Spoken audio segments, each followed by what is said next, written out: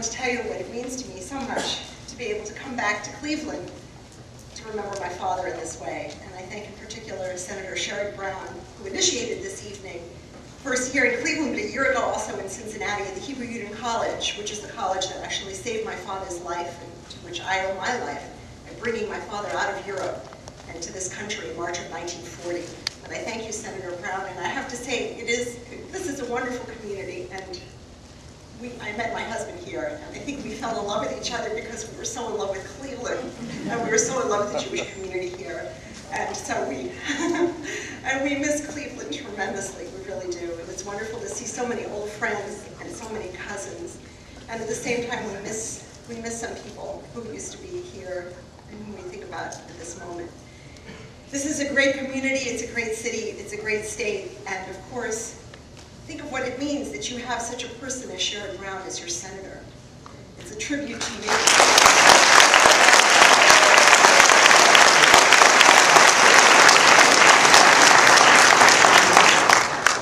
And my father used to say that this was back in the 1960s, that young people were protesting against the mendacity of Washington and how politicians, the word politician had become such a discredited word. And what we need, he said, were statesmen. And that's what you have in Senator Brown. I envy you. I want to come back to Ohio and have the privilege of voting for him too. I really did miss it here. And I'm so pleased that we have this evening of tribute to my father for many reasons. I think my father represents something very unusual and unique, and there are some lessons from his life that I think are striking. You know, he came from a very pious family, Jewish family, Hasidic family in Warsaw. All of his ancestors were Hasidic rabbis, and they lived a somewhat quiet and closed life that is only involved in Jewish texts. My father wasn't expected to go to study in a secular school, in a gymnasium or university, but he did. And in fact, in those days, this was the 1920s, it was not so unusual, you know, for a Hasidic person to go, but my father was the son of great rebbes, and everyone thought he would grow up to be a rebbe. But I think what happened for him, he went to the University of Berlin in 1927 to study, and I think his exposure to so much of this world, what he saw in his life, he was still there in Berlin in 33, and he didn't get out until they deported him in 38, and then he was back in Poland, then he came to this country. All that he saw, all that he read, all that he studied art history as well as philosophy and Bible. He studied in a Reform rabbinical seminary and in an Orthodox rabbinical seminary in Berlin. He wanted to expose himself to ideas. He never shied away from ideas. It was so important to him at the same time to think critically about what he was studying. He was never without a book in his hands in our home, always. And the worst thing was to have to put the book down and do something like go to the barber and get a haircut. It was a waste of time because it took him away from his studies, and that's why he had such a long, scraggly beard. Actually, that's the real reason. But he studied and he thought critically, and he never simply received an idea. He took it, he thought about it, he challenged it. He thought critically. He said yes, but, always. And that, I think, was so important because it brought a richness to his study of Jewish religious texts. He was able then to read rabbinic texts, Hasidic texts, with a different point of view. And I think he derived then from those texts a greater richness. He saw what life was about. He saw different kinds of lives, of different people, in different kinds of political and social and cultural situations. And so there was a richness to his interpretations you see in his books because of his exposure, because of his reading. And he always used to say, be careful what you read. Read the great books. He told me when I was a student, doesn't matter what you're studying, but go to the best professors. Study with them. Learn from them, because you learn a way of thinking. You learn a depth. But I want to mention to you something that happened in 1968. My father sent a letter to Dr. King and his family, inviting them to join our family for the Passover Seder, which was going to be on April 16, 1968.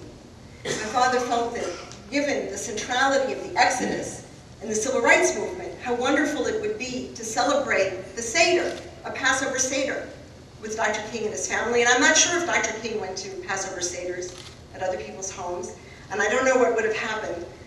But I wonder sometimes, what would it have been like at that Seder? You know, it was 68, yes?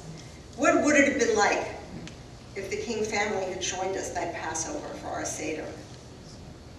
As it turns out, just 10 days before Dr. King was assassinated, he came to speak at a convention of rabbis, the Rabbinical Assembly Convention. It's a convention of conservative rabbis, and it was held at the Concord Hotel in the Catskill Mountains. Well, no, you know this, right? It was one of these old Jewish hotels that had a certain charm that was wonderful. Anyway, after dinner, all the rabbis and their wives, because there were only men in those days who were rabbis, gathered in the auditorium. And then Dr. King came in, and everybody stood up and linked arms and sang, "We shall overcome" in Hebrew. And as a matter of fact, in those days, there were a lot of Jews who would sing "We shall overcome" in Hebrew at their Passover Seders. So we sang that, and Dr. King was so pleased, and he was invited actually to celebrate my father's 60th birthday. And he spoke so warmly about my father and my father of him. It was a very special, wonderful moment. And he said, "I've heard 'We shall overcome' so many times, but never before in Hebrew." How wonderful that was that evening.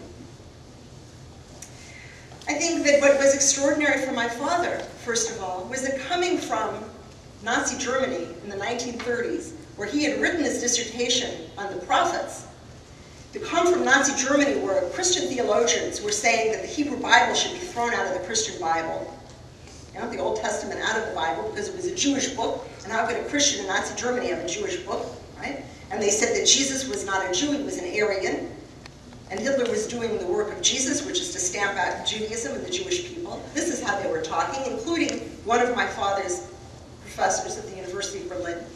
He came to this country, and what did he discover? People such as Reinhold Niebuhr and Martin Luther King, people who valued the Hebrew Bible in such a profound way, that Dr. King would make the Exodus so central to the civil rights movement. That meant so much to my father. He always put things in Jewish historical context. Think of what that meant to him. And I think both Dr. King and my father brought all of us into a biblical realm. They made us feel just like the line in the Haggadah, you know? Every Jew should feel as if I personally, have gone forth from Egypt. They made us feel we were participating in an Exodus, and that was extraordinary. They made the Bible come alive. They made us fall in love with the prophets. In the speech that Dr. King gave in Memphis the night before, he said, for example, that Bull Connor had turned water hoses on demonstrators, but he had to realize there's a certain kind of fire that no water can put out. Because those demonstrators were like a burning bush. There's no water, it can't be consumed. They were alive. And I think all of us were in the United States. And so many Jews felt so much pride all of a sudden, such an affirmation that our Bible and our Moses and our prophets suddenly were, everybody was participating. Our Exodus story was now the story of America. My father felt very strongly about the importance of not just being a Jew, but remembering that to be a Jew is to stand for Jewish values. He used to say, the founder of my congregation is Abraham, and my rabbi is Moses. What did he mean? He said, a Jew is a person in whom Abraham is alive. He said Abraham was someone who wasn't just concerned with the wicked, also with the innocent, concerned at all times with who we are and never neglecting anyone. I remember in those days when my father was opposed to the war in Vietnam and friends would say, how can you question the President of the United States? My father was always talking about Abraham challenging God over Sodom and Gomorrah. A Jew challenges, Abraham challenges, and Abraham is supposed to be alive in us.